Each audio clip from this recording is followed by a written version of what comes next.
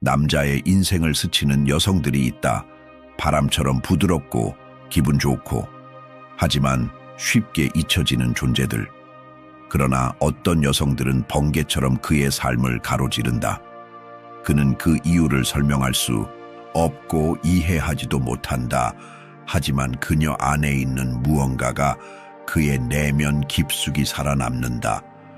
그것은 그녀의 아름다움도 그녀가 한 말도 아니다.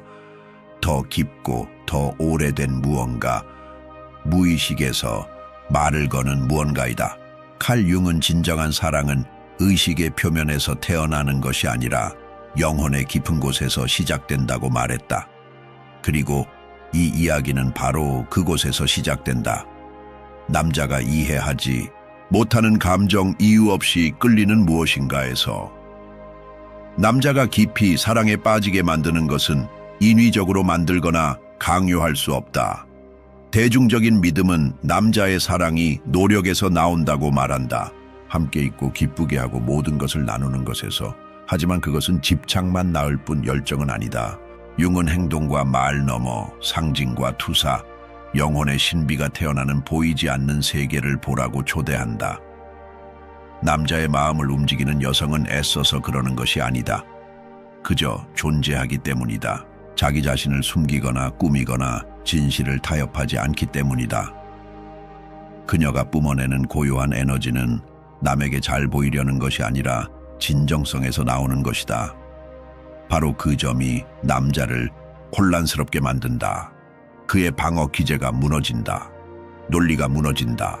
설명할 수 없지만 무시할 수도 없는 무언가를 느끼기 시작한다. 그것이 진정한 사랑의 시작이다. 누군가가 네 생각에 맞지 않지만 영혼 깊은 곳에 맞는 순간이다. 이 자석 같은 진정성, 그리고 원형 투사 좋아하는 것과 영혼을 건드는 것에는 큰 차이가 있다. 한 여성은 많은 사람들에게 호감을 줄 수 있지만 영혼을 건드는 것은 소수에게만 가능하다. 그리고 그것이 일어날 때는 우연이 아니다. 윤근 정확히 설명했다. 영혼은 사람에게 사랑에 빠지는 것이 아니라 상징에 사랑에 빠진다. 우리 내면 세계에서 그것들이 무엇을 의미하는지에 자신의 진실에서 살아가는 여성, 꾸미거나 맞추지 않는 내면의 구조를 뒤흔드는 에너지를 발산한다. 혼자를 두려워하지 않고 허락을 구하지 않고 걸어가는 그녀는 이해할 수 없을 만큼 매력적이다. 관심을 끌기 위해서가 아니라 필요하지 않기 때문이다. 칼 융은 이를 원형 투사라고 불렀다. 남자는 그녀에게 사랑에 빠지는 것이 아니라 그녀가 그의 내면에 일가우는 것에 사랑에 빠진다. 내면의 이미지, 경험하지 않은 가능성, 그녀가 모르는 사이에 깨우는 잠든 힘. 여기서 역설이 일어난다. 여성이 진정할수록 더 깊이 연결된다. 그러나 더 혼란스럽게도 만든다. 남자는 왜 그녀를 생각하는지 모른다. 왜 그녀의 존재가 자신을 흔드는지 이해하지 못한다. 그녀에게는 다른 여성들과 다른 무엇이 있을까? 그녀는 내면에 존재감을 지녔다. 증명하려 하지 않는다. 선택받으려 하지 않는다. 그녀는 스스로를 선택했다. 그것이 남자에게 조용한 존경심을 불러일으키지만 동시에 두려움도 불러일으킨다. 그가 그녀를 통제할 수 없기 때문이다. 예측할 수 없기 때문이다. 틀에 가둘 수 없기 때문이다. 그녀는 역할이 아니라 원형의 힘을 대표한다. 아마 억눌린 자유, 잊힌 직관, 혹은 한 번도 허락하지 않은 다정함일 것이다. 남자는 보이는 것에 사랑에 빠지지 않는다. 그녀와 함께 있을 때 느끼는 것에 사랑에 빠진다. 그리고 그것은 어떤 화장, 연습된 미소 혹은 전략으로 만들어질 수 없다. 진짜는 가짜가 될 수 없기 때문이다. 3부, 영혼의 거울로서의 여성 아니마. 어떤 여성들은 남자의 삶에 우연히 들어와 그를 내면 깊숙이 벗겨낸다.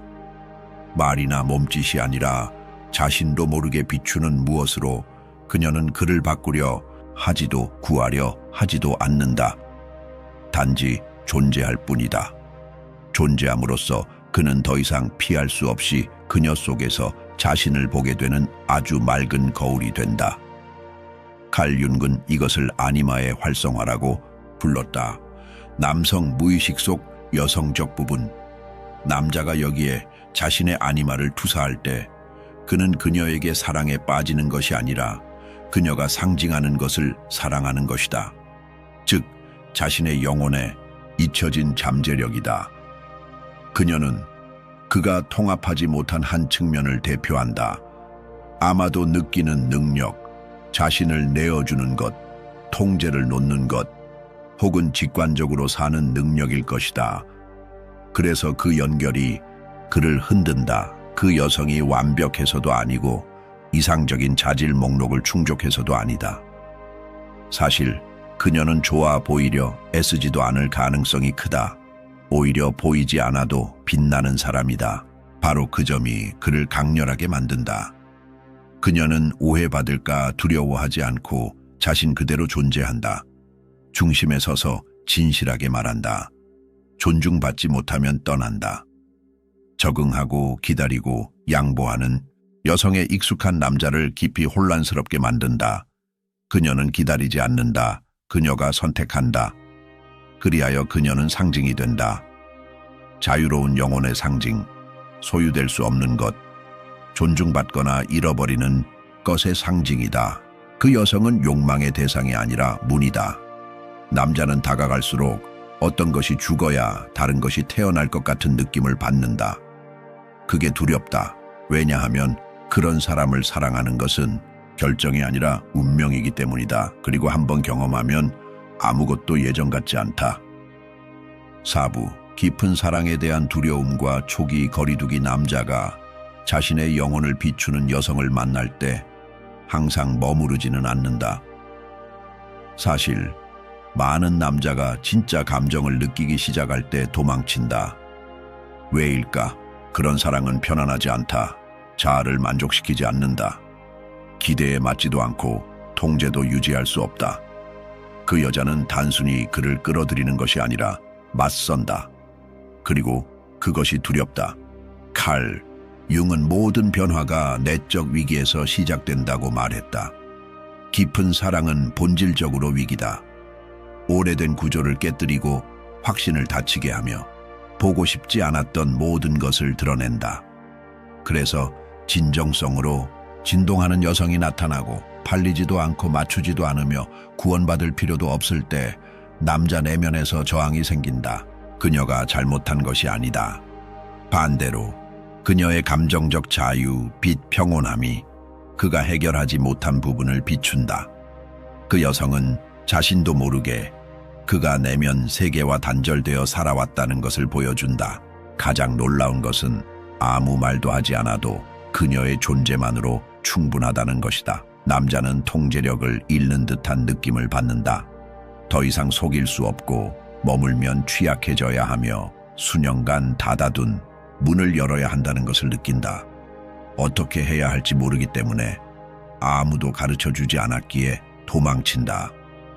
그녀에게서가 아니라 그녀가 깨우는 것에서 도망친다. 많은 경우 지금은 때가 아니다. 그녀는 너무 강렬하다. 뭔가 맞지 않는다. 라고 자신을 설득한다. 하지만 사실 맞지 않는 것은 그의 영혼 자체이며 진화를 요구하지만 아직 준비되지 않은 것이다. 깊은 사랑에 대한 두려움은 겁쟁이가 아니다. 무의식이 경고하는 신호다. 앞으로 나아가면 더 이상 같은 사람이 될 수 없다는, 그리고 그것이 많은 이들에게는 무섭다. 5부, 집착과 내면 통제의 탐색. 남자가 깊은 무언가를 건드린 여자에게서 멀어져도 항상 그녀를 잊는 것은 아니다.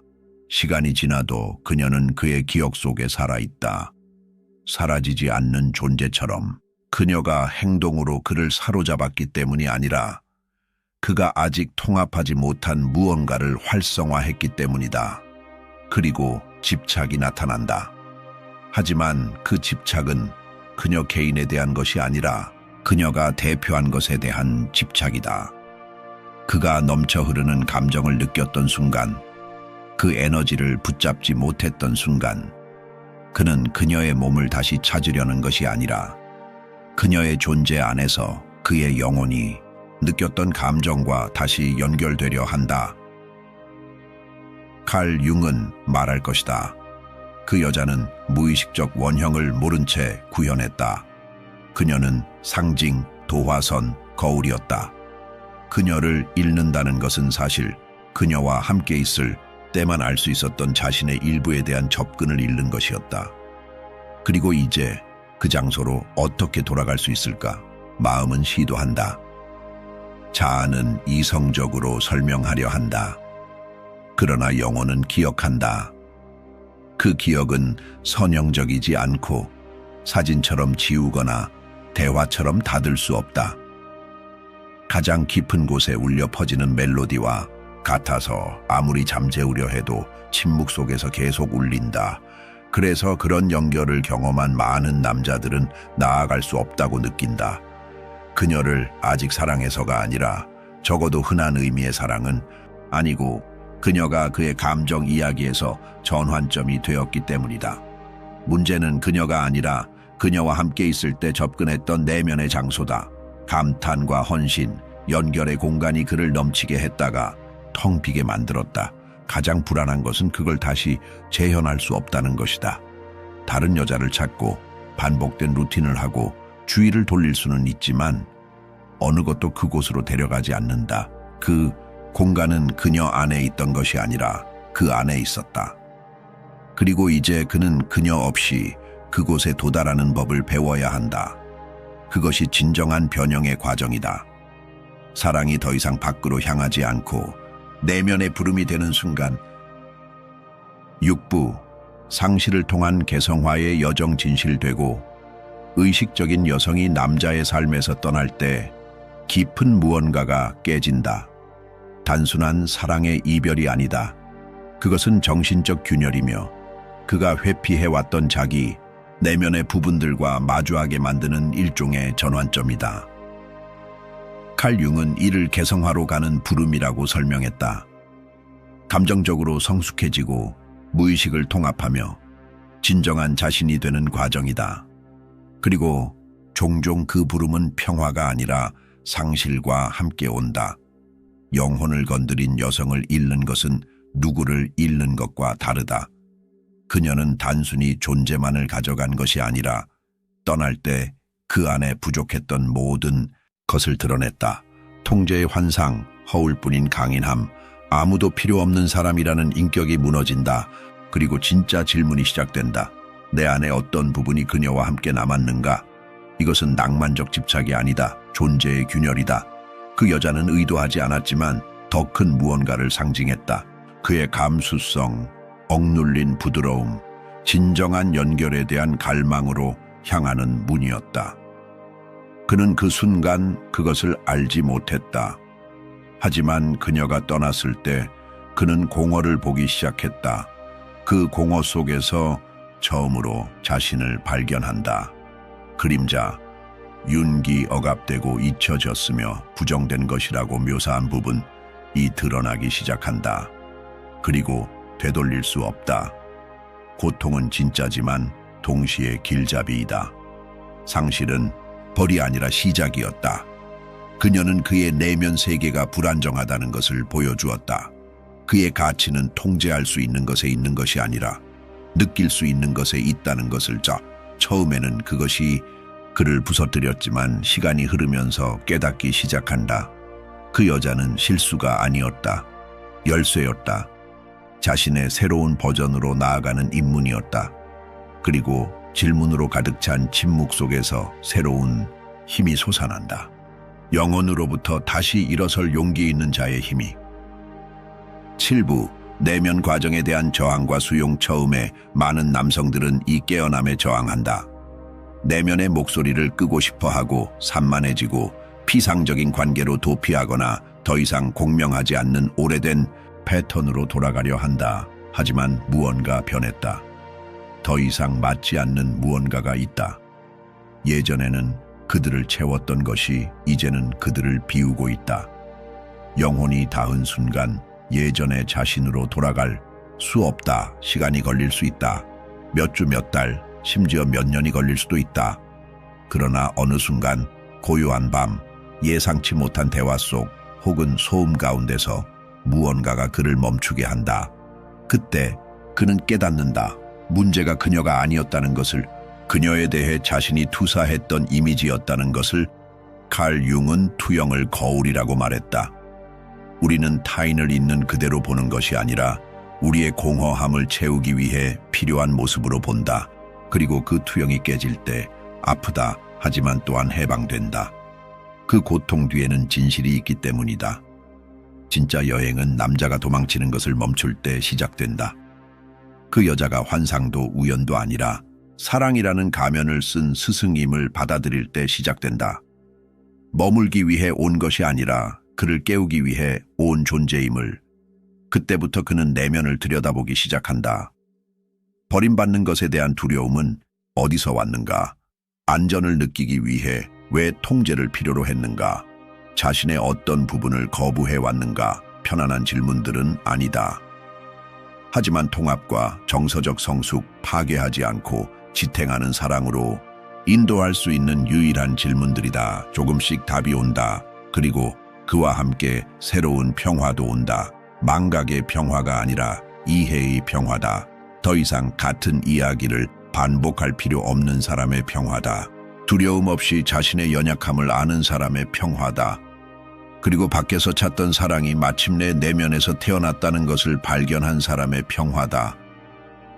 8부 변화와 통합.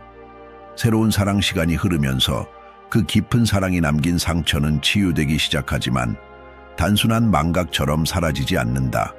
치유는 깊은 수용과 겸손에서 온다. 사랑한다는 것은 소유하거나 통제하는 것이 아니라 조건 없이 마음을 여는 것이다. 칼 융은 자기 실현 과정, 즉 우리가 쓰는 가면, 너머의 진정한 자신을 발견하는 내적 여정에 대해 말했다. 과거에는 그녀의 존재로 자신의 공허함을 채우려 했던 남자는 이제 자신의 균열들을 인간성의 중요한 부분으로 보기 시작한다. 그 불완전함이 그를 덜 가치 있게 만드는 것이 아니라 오히려 더 진실되고 진정하게 만든다는 것을 이해한다.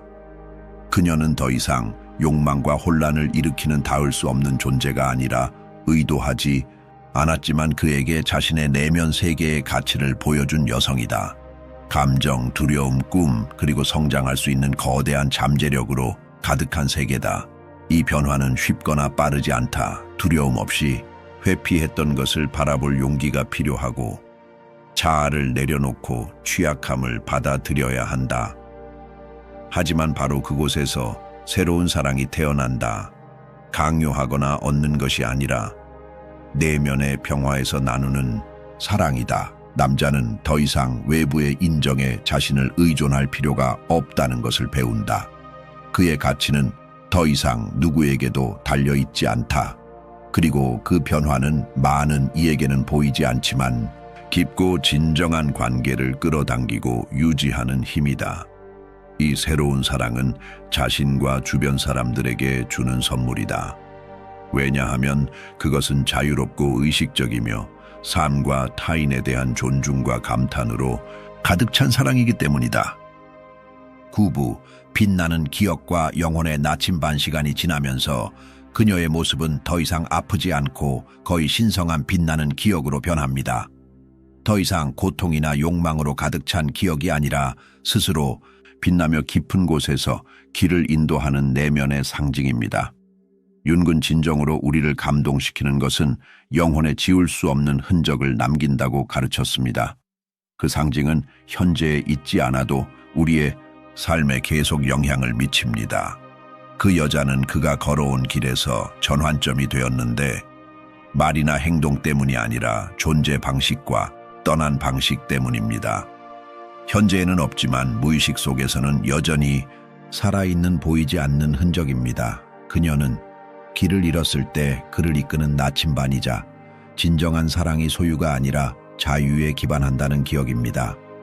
남자는 자유로부터 사랑한다는 것이 약함이 아니라 품위와 함께 취약할 수 있는 깊은 힘임을 배웁니다.